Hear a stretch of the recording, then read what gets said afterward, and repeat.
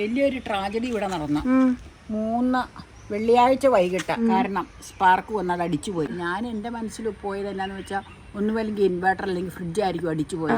അപ്പയ്ക്ക് something wrong ആണെന്ന് മനസ്സിലായി. ദുരന്തം എന്താന്ന് നീ കാണിച്ചു തരാം. മഴയ്ക്ക് മുമ്പ് അപ്പയുടെ വർക്ക് എനിക്കിത് എൻ്റെ ഇവിടെ എഴുതി വെച്ചിട്ടുണ്ട്. സതയം. Hello, good morning. മെയ് മാസറാണി അങ്ങനെ സുന്ദരിയായിട്ട് പുഞ്ചിരിച്ച് നിൽപ്പുണ്ട് കേട്ടോ. ഇന്ന് കുറച്ച് വിശേഷങ്ങളൊക്കെ പങ്കുവെച്ചാലോ. മഴക്കാലം ഇങ്ങനെ എത്തിപ്പോയല്ലേ. നമ്മൾ ന്യൂസിലൊക്കെ കണ്ടായിരുന്നു കാലവർഷം എത്തിയെന്നൊക്കെ. മഴയൊക്കെ ഉണ്ടോ അവിടെ? ഇവിടെ ഇപ്പോൾ ഒന്ന് തുറന്ന് നിൽക്കുക കേട്ടോ.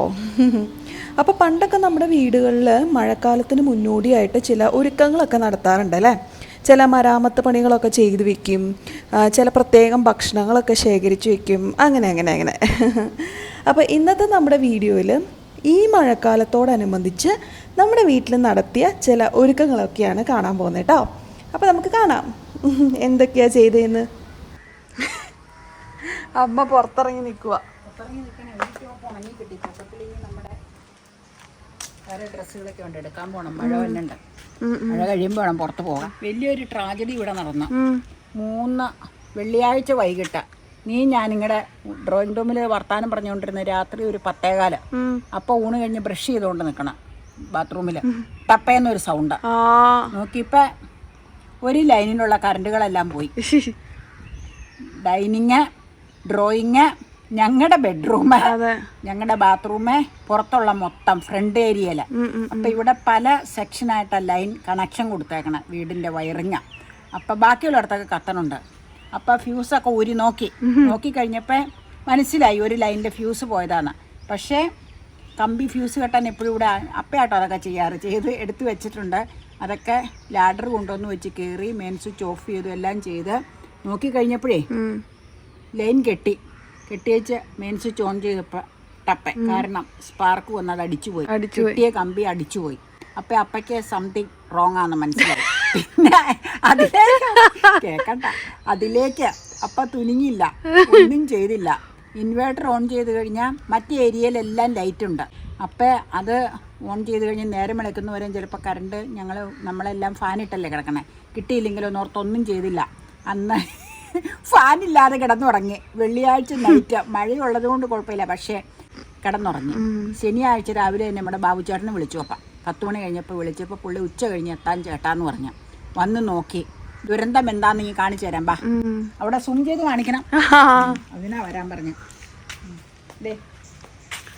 ഇവിടെയാ നമ്മൾ തപ്പേന്ന് കേട്ടത്. ഈ ബൾബില്ലേ ഇവിടെ കിടക്കണം പുറത്താ. 2 കോർണറിലും ഉണ്ട്. ആ പുറത്ത് സെന്ററിലും ഉണ്ട് കേട്ടോ. സെന്ററിലുണ്ട്. പുറത്ത് കോർണറിലുള്ള ലൈറ്റില്ലേ, വയറിങ്ങുകാരി പതുക്കെ പറയാൻ കേൾക്കും. വീഡിയോ വരുമ്പോഴേ അറിയുള്ളൂ.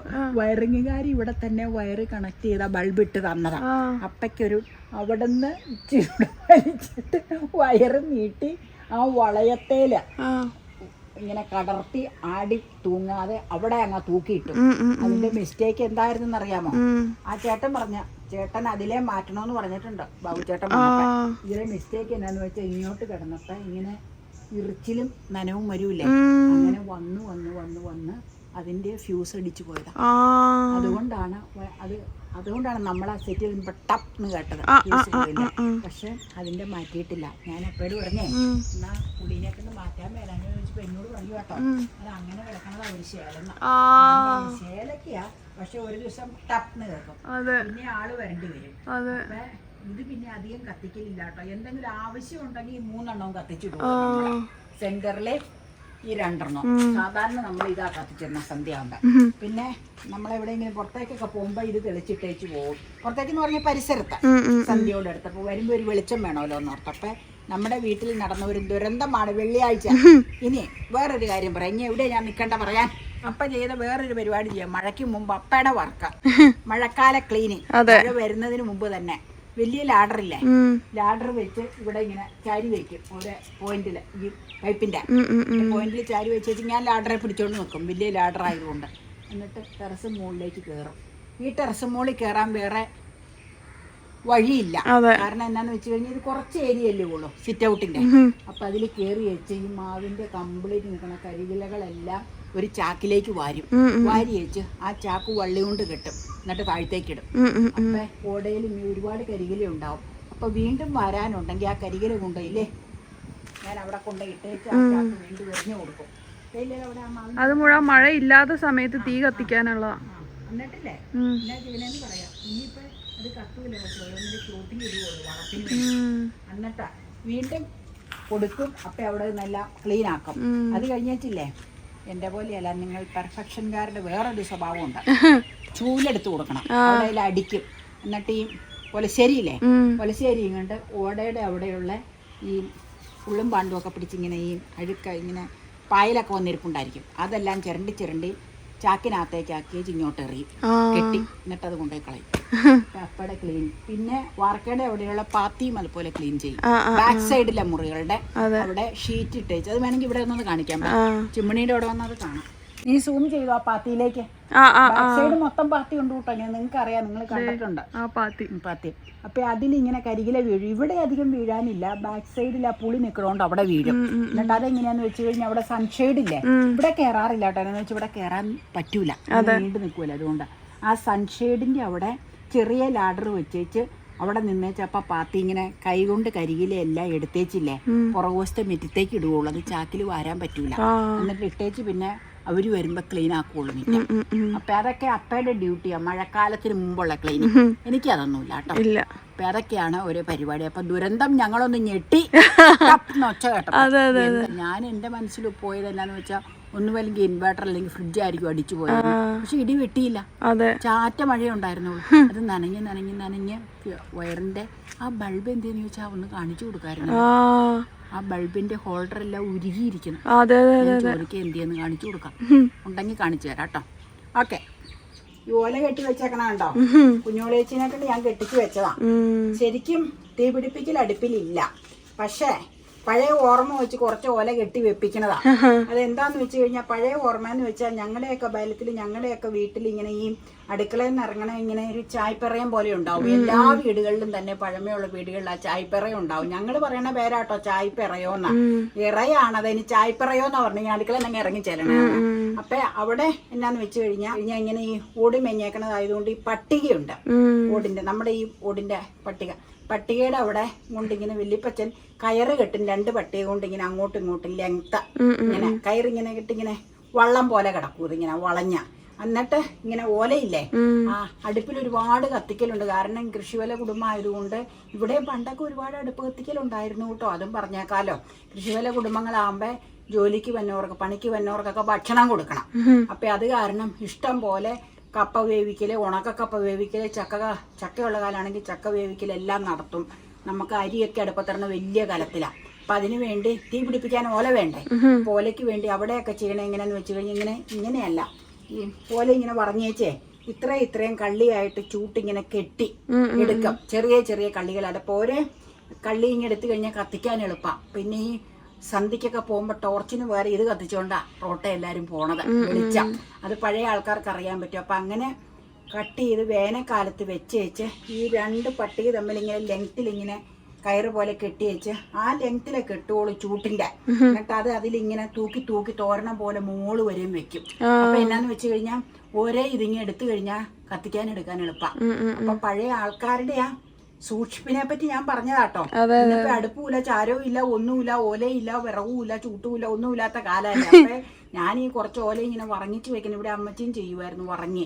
പിന്നെ ഇവിടെ അമ്മച്ചി ഓർക്കണുണ്ടോ, മരത്തേൽ ഇങ്ങനെ കമ്പി കെട്ടി വെച്ച് തൂക്കിയിടണം.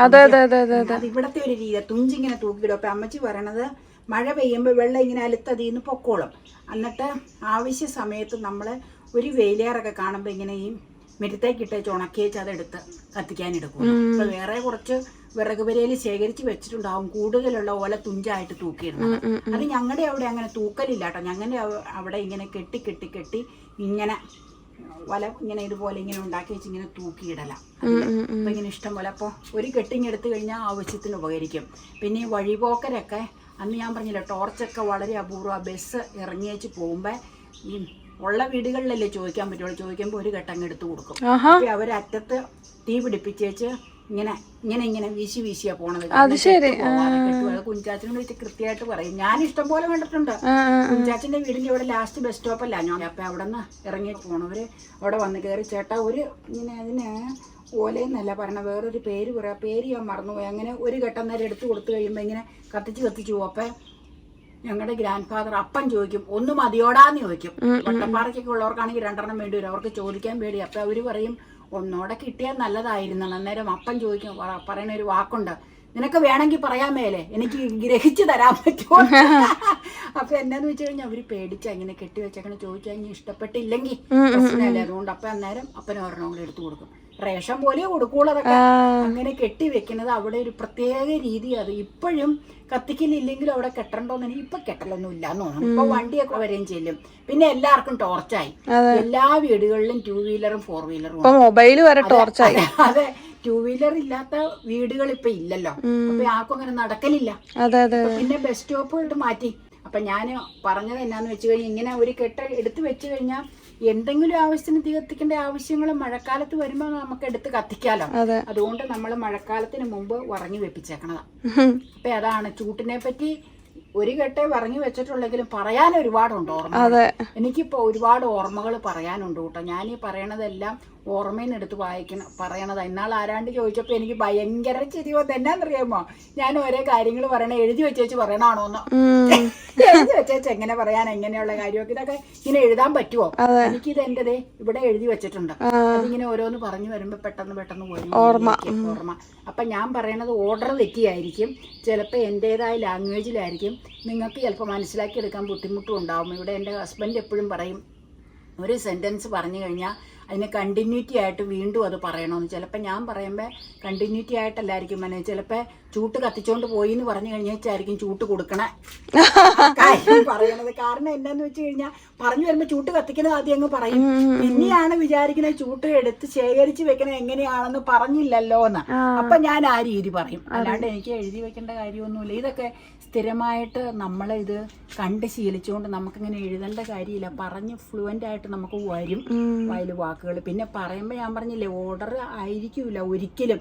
എൻ്റെ വലിയ മിസ്റ്റേക്കാണ് അത്. ഞാൻ ആദ്യം പറയേണ്ടത് ചിലപ്പോൾ അവസാനം പറയും, അവസാനം പറയേണ്ടത് ആദ്യവും പറയും. അത് എൻ്റെ ഒരു മിസ്റ്റേക്കാട്ടോ. അത് ഞാൻ ഇവിടെ പറയുമ്പോഴും അങ്ങനെ തന്നെയാണ്. പിന്നെ ചില ടോപ്പിക്കുകൾ ഞാൻ പറയുമ്പോൾ പറയേണ്ട ഭാഗമായിരിക്കൂല പറയേണ്ടത്, വേറെ ഭാഗങ്ങളായിരിക്കും പറയുന്നത്. അപ്പോൾ ഒരുപാട് കത്തികളായി പോകണുണ്ടെന്ന് എനിക്കറിയാം. സതയം നമുക്ക് താഴ്ത്തിറങ്ങി വേറെ ഒരു സംഗതി ശേഖരിച്ചേക്കണം, കാണിക്കാം. അതൊക്കെ കാണിക്കണം. വിറക് ശേഖരിക്കലില്ല എന്ന് വെച്ചാൽ തീ കത്തിക്കൽ അധികം ഇല്ലല്ലോ. പിന്നെ കുറെ പട്ടിയും കഴുക്കൂലും അങ്ങനെയൊക്കെ ഉള്ളത് പൊളിച്ചു മേഞ്ഞതിന്റെ കുറെ സംഗതികൾ ഇരിപ്പുണ്ട്. അപ്പൊ ആവശ്യമുണ്ടെങ്കിൽ ആ പട്ടിയെ അങ്ങ് എടുത്ത് കത്തിക്കും. അന്നേരം ഈ പൊളിച്ചു മേഞ്ഞില്ലേ കഴിഞ്ഞ പോലെ, അതിന് ഒരുപാട് പഴയ പട്ടിയ അവർക്ക് കൊടുത്തു കഴിഞ്ഞിട്ട് ബാക്കി കുറച്ചുകൂടി ഇരിപ്പുണ്ട്. അപ്പൊ എന്തെങ്കിലും ആവശ്യമുണ്ടെങ്കിൽ വിറകിനായിട്ട് അത് ഉപകരിക്കും. ഇനി നമുക്ക് ഭക്ഷണ ശേഖരണം ഉണ്ട്, അതധികം ഇല്ല.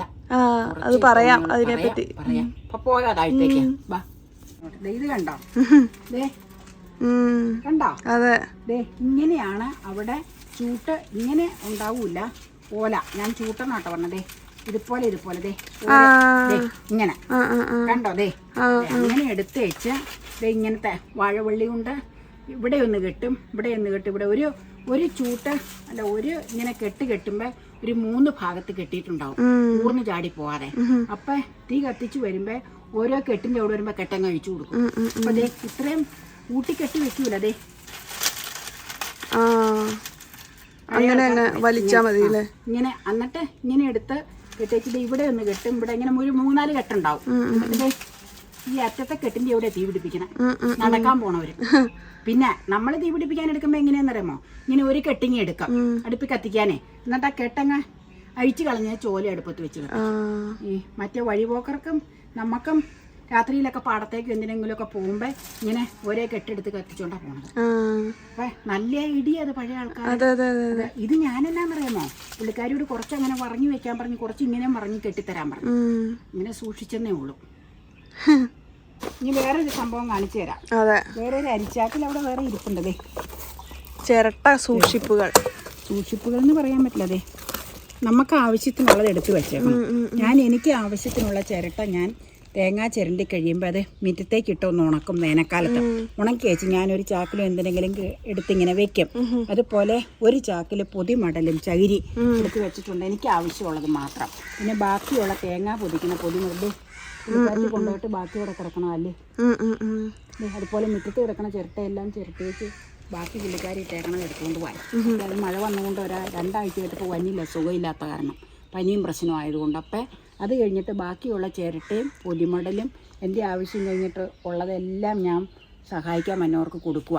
ഇത് ശേഖരിച്ച് വെക്കണം എന്തിനാന്ന് വെച്ച് കഴിഞ്ഞാൽ ഞങ്ങളുടെ അമ്മ പറയുമായിരുന്നു, ഒരു വീടാകുമ്പോൾ നമുക്ക് ഒരു സ്റ്റോക്ക് കുറച്ച് സാധനങ്ങൾ എപ്പോഴും കയ്യിൽ വേണമെന്ന്. അന്ന് പിന്നെ ഇങ്ങനെ അടുപ്പ് കത്തിക്കലല്ലേ, എന്നാലും ഞാൻ ഇവിടെ അമ്മച്ചി ഇങ്ങനെ സൂക്ഷിക്കുമായിരുന്നു. അപ്പോൾ അത് കാരണം കുറച്ച് ചിരട്ടയും കുറച്ച് പൊടിമടലും എല്ലാം സൂക്ഷിച്ച് വെക്കും. പിന്നെ ഈ കൊഞ്ഞാട്ടെ കൊതുമ്പൊക്കെ സൂക്ഷിച്ച് വെക്കാറുണ്ട്. ഇപ്പം തെങ്ങേറ്റം അങ്ങനെ ഇല്ലാത്തതുകൊണ്ട് അതില്ല. പണ്ടൊക്കെ ഉണ്ടായിരുന്നു, വള്ളി കെട്ടി സൂക്ഷിച്ച് വെക്കുമായിരുന്നു. ഇപ്പം ആ പരിപാടിയില്ല. അപ്പോൾ ഈ ചിരട്ട കാണിച്ചു തന്നാൽ നിങ്ങളെ.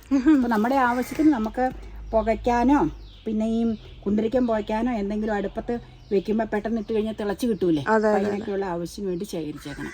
വിറക് ഞാൻ പറഞ്ഞില്ലേ, പട്ടിയ കഷ്ണങ്ങൾ കുറേ കിടപ്പുണ്ട്. അപ്പോൾ എന്തെങ്കിലും ആവശ്യം വന്നാൽ അതെടുക്കും.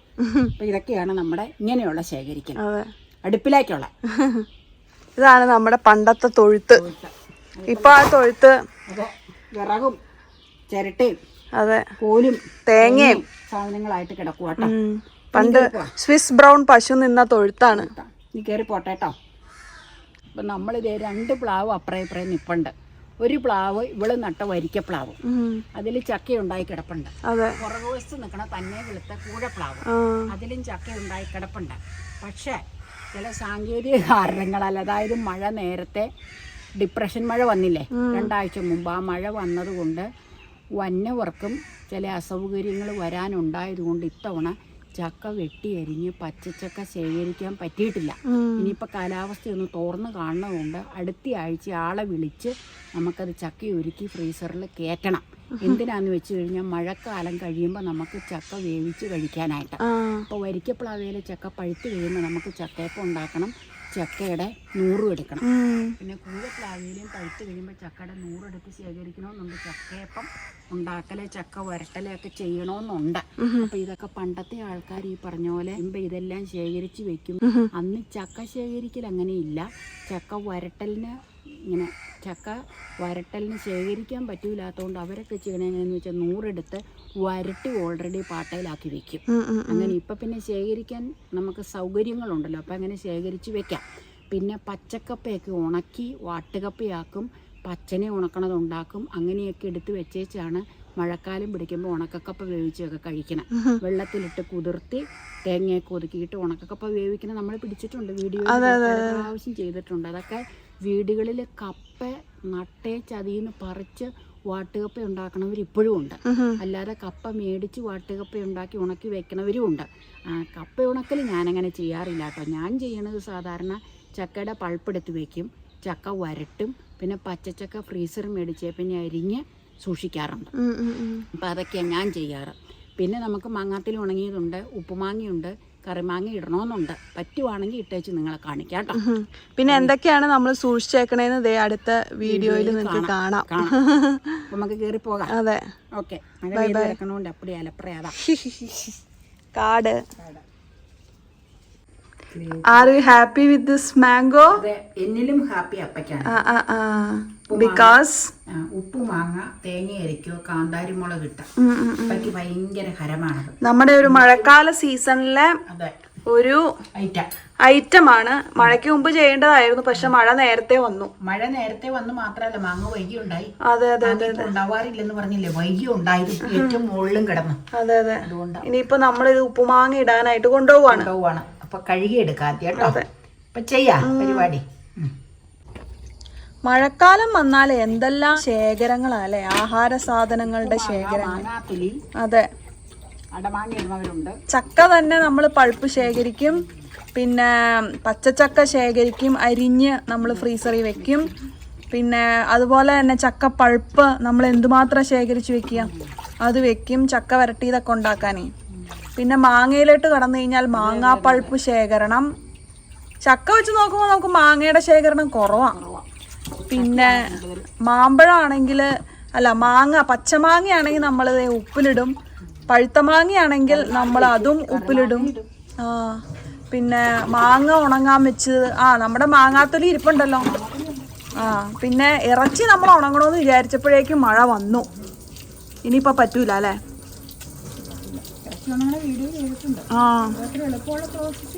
അല്ല ഇച്ചിരി പാടാണ്. നല്ല പാടാ. ഇത് കയറ്റി അകത്തേക്ക് വെക്കണ്ടേ. വെള്ളം വാലാനൊക്കെ ഇഷ്ടപാത്രത്തിൽ വെച്ചതാ. ഈ വെള്ളമൊക്കെ വാരട്ടെ കേട്ടോ, എന്നിട്ട് ബാക്കി പരിപാടികൾ ചെയ്യാം. അങ്ങനെ മഴക്കാല ശേഖരത്തിലേക്കുള്ള നമ്മുടെ ഉപ്പുമാങ്ങ ഇവിടെ റെഡിയായി കഴിഞ്ഞു. ഉപ്പുമാങ്ങ ആവാനായിട്ട് ഇട്ട് വെച്ചിരിക്കണതാ. അതെ അതെ അതെ അതെ. അത് എടുക്കുമ്പോൾ നിങ്ങളെ കാണിക്കാം. ഓക്കേ, റെഡിയായി. അപ്പൊ നമ്മുടെ മഴക്കാല പ്രിപ്പറേഷനിലെ അടുത്ത ഒരു ഐറ്റം ആണിത്. ശരിക്കും ഇത് മഴയ്ക്ക് മുമ്പ് ചെയ്യേണ്ടതായിരുന്നു കേട്ടോ, പക്ഷെ നമ്മൾ ചെയ്തപ്പോഴേക്കും മഴയായി പോയി എന്ന് മാത്രം. മഴ നേരത്തെ വന്നു. മഴ എത്തുന്നതിന് മുമ്പെയാണ് നമ്മളിത് ചെയ്യാറ് കേട്ടോ. പൾപ്പൊക്കെ ശേഖരിക്കുക, കാരണം ഇതിന്റെ സീസണൊക്കെ ഇപ്പൊ തന്നെ കഴിയും. അപ്പൊ സീസൺ കഴിഞ്ഞിട്ടും നമുക്കിതിന്റെ പൾപ്പും അതെ ഉപയോഗം വേണമല്ലോ. അതിന് വേണ്ടിയിട്ട് പൾപ്പ് റെഡിയാക്കി വെക്കുന്ന കാഴ്ചയാണ് നിങ്ങളിപ്പോ കാണുന്നത് കേട്ടോ. അൽഫോൻസോ മാംഗോയാണ്. അങ്ങനെ ചെത്തണില്ല കേട്ടോ ഇതിലേക്ക്. മാംഗോ പൾപ്പ് അങ്ങനെ സെറ്റായിട്ടോ. ഇതിൻ്റെ പ്രോസസ്സ് ഡീറ്റെയിൽ ആയിട്ട് ചെയ്തിട്ടുണ്ട്. വരും ദിവസങ്ങളിലെ വീഡിയോയിൽ കാണിക്കാമേ. ഇതിപ്പോൾ തണുക്കാനായിട്ട് വെച്ചേക്കുക. തണുത്ത് കഴിഞ്ഞിട്ടല്ലേ നമുക്ക് ഫ്രീസറിലായിട്ട് കയറ്റാൻ പറ്റുള്ളൂ. ഇത് നമ്മൾ ആ കൊടും ചൂടുള്ള സമയത്ത് ഉണക്കി വെച്ചതാ മാങ്ങാത്തൊലി. അതെ, മാങ്ങാത്തൊലി. അപ്പൊ ഇതാണ് നമ്മുടെ വേറൊരു ശേഖരം. അപ്പൊ നിങ്ങൾ 1-2 കണ്ടല്ലോ. മാങ്ങാ പൾപ്പ് കണ്ടു, പിന്നെ ഉപ്പുമാങ്ങയ്ക്കുള്ള പ്രോസസ്സ് കണ്ടു, ഇനിയിപ്പോ മാങ്ങാ തൊലി കണ്ടു, ഇനിയുണ്ട് പലതും. അതെല്ലാം കാണിക്കാട്ടോ. മഴക്കാല ശേഖരങ്ങൾ പ്രധാനമായിട്ടും ഇതൊക്കെയാണ് മഴക്കാലത്തിന് മുന്നേ ചെയ്തു വെക്കുന്ന ചില തയ്യാറെടുപ്പുകളൊക്കെ. നിങ്ങളുമായിട്ടൊന്ന് ജസ്റ്റ് ഷെയർ ചെയ്താൽ കേട്ടോ. പരസ്പരം പറയുമ്പോഴല്ലേ നമ്മൾ ഓരോ പുതിയ കാര്യങ്ങളൊക്കെ മനസ്സിലാക്കണേ. അതുകൊണ്ട് പറഞ്ഞാണ് കേട്ടോ. പിന്നെ കറിമാങ്ങ ഇടാമെന്ന് വിചാരിച്ചെങ്കിലും അത് നടന്നില്ല. ഇടുവാണെങ്കിൽ അത് വേറൊരു വീഡിയോയിൽ അപ്ഡേറ്റ് ചെയ്യാം കേട്ടോ. അതുപോലെ പച്ചച്ചക്ക, പഴുത്ത ചക്ക അതൊന്നും ശേഖരിച്ച് വെക്കാനായിട്ട് പറ്റിയിട്ടില്ല. അതും വരും ദിവസങ്ങളിൽ സാധിക്കുമെന്ന് വിചാരിക്കണം. അപ്പോൾ അതും നിങ്ങളെ അപ്ഡേറ്റ് ചെയ്യാം കേട്ടോ, വേറൊരു വീഡിയോയിൽ കാണിക്കാമേ. ഇത്തരത്തിൽ നിങ്ങളും എന്തെങ്കിലുമൊക്കെ തയ്യാറെടുപ്പുകളൊക്കെ എന്തായാലും നടത്തും. അപ്പോൾ അതും ഷെയർ ചെയ്യണം കേട്ടോ. അപ്പോൾ അത്രയേ ഉള്ളൂ ഇന്നത്തെ വീഡിയോ. എല്ലാവർക്കും ഇഷ്ടമായിട്ടുണ്ടാവുമെന്ന് വിചാരിക്കുന്നു. ഇഷ്ടമായിട്ടുണ്ടെങ്കിൽ ലൈക്ക് ചെയ്യുക, ഷെയർ ചെയ്യുക, സബ്സ്ക്രൈബ് ചെയ്യുക. അപ്പോൾ ഇനി നമുക്ക് മറ്റൊരു വീഡിയോയിൽ വീണ്ടും കാണാം. അതുവരേക്കും ബായ്. അപ്പോൾ ഹാപ്പി റെയിനി സീസൺ. ആർക്കും ഉപദ്രവങ്ങളൊന്നും ഇല്ലാതെ മഴ പെയ്തു പോട്ടെ കേട്ടോ എന്ന് പ്രത്യേകം പ്രാർത്ഥിക്കുന്നു.